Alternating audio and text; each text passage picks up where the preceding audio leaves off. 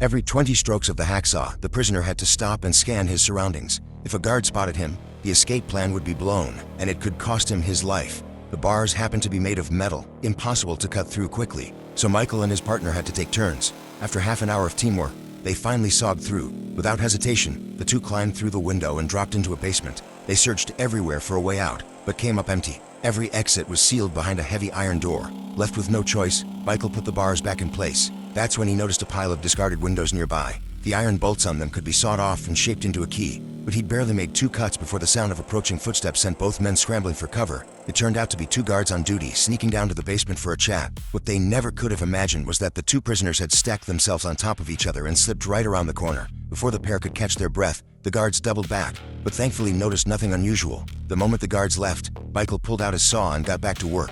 After another 30 minutes of focused cutting, the bolt was completely severed. Michael bent the bolt into shape, walked straight to the iron door, and slid it into the lock. With a satisfying click, the door swung open. They lit the kerosene lamp they'd brought along and stepped without hesitation into the damp, dark basement. The light was dim and hazy, but it was enough to guide their path toward freedom. To their delight, they discovered that every lockdown here was the same model. With this master key in hand, they quickly found what they were looking for: the iron door leading to the city's sewer system. But there was a catch they hadn't anticipated. This door had a spring lock. The master key was suddenly useless. Thinking fast, Michael lifted the door slightly, wedged the key under the bottom hinge, then pulled out his hacksaw and cut the top hinge in 2. He repeated the same process on the bottom hinge, removed the key, and pulled out the broken pins. Just like that, the iron door came apart in his hands. With freedom so close they could taste it, they didn't rush out. Instead, they snapped a match in half, stuffed the pieces into the gaps in the hinges, and hammered them tight with the key. Once that was done, Michael crawled through and set the door back in place.